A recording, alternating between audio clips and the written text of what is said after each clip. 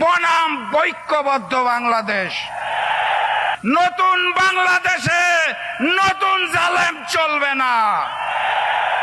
আমরা আগামীর বাংলাদেশে ওই নতুন স্বৈরাচার আর ফ্যাসিজম চাই না।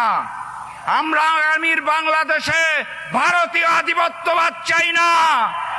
অতএব বাম বিএনপিকে না বলুন, গণভোটে হা বলুন। জুলাই গণঅভ্যুত্থানের হাজারো শহীদের রক্তের বিনিময়ে আমরা আজকের দিনটা পেয়েছি, বলেন আলহামদুলিল্লাহ। আজকে এখানে আমাদের অত্যন্ত আনন্দ ঘন পরিবেশে, উৎসব মুখর পরিবেশে প্রচারণা করার কথা ছিল, সেটা হচ্ছে। কিন্তু একই সাথে সাথে আমাদের মনটাও বিষণ্ণ হচ্ছে, কারণ এই নতুন বাংলাদেশে নতুন জালেমের পক্ষ থেকে হামলা হওয়ার কথা ছিল না। মসজিদে প্রবেশ করে তারা আমাদের উপর হামলা করেছে, আমাদের বোনদের উপর হামলা করেছে। ঢাকা 15 আসনের জনগণকে জানিয়ে দিতে চাই, মাথা উঁচু করে জবাব দিবেন। নতুন বাংলাদেশে নতুন জালেম চলবে না। আমরা শান্তি চাই, কিন্তু কেউ যদি অশান্তি সৃষ্টি করতে চায় তাহলে আমরা শহীদ হতে জানি, আমরা রুখে দাঁড়াতে জানি।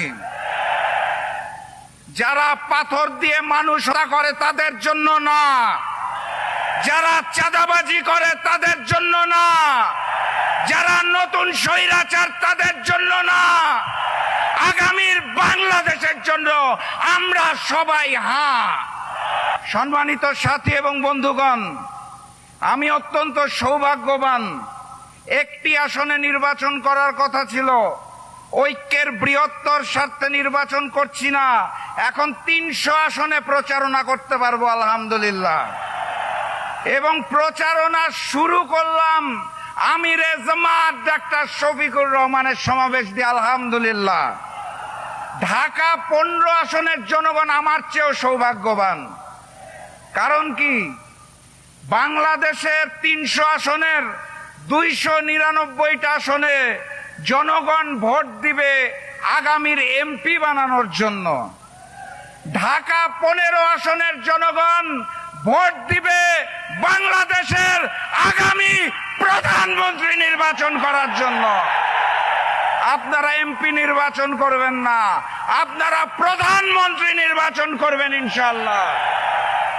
কথাবার্তা পরিষ্কার। ডাক্তার শফিকুর রহমান বলে দিয়েছে ঐক্যবদ্ধ বাংলাদেশ। আমরা সেই ঐক্যবদ্ধ বাংলাদেশ, আমরাই বাংলাদেশ। বাম বিএনপি বনাম ঐক্যবদ্ধ বাংলাদেশ।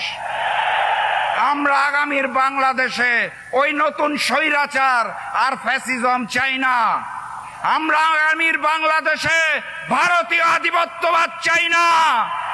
অতএব বাম বিএনপিকে না বলুন, গণভোটে হা বলুন, 10 দলের প্রতীকে হা বলুন।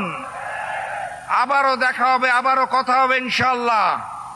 সারা দেশ সফর করব এবং সবাই মিলে ইনশাআল্লাহ আগামীর বাংলাদেশ গড়ে তুলব। বিজয়ের পথে যাত্রা শুরু, জীবন অথবা। আসসালামু আলাইকুম।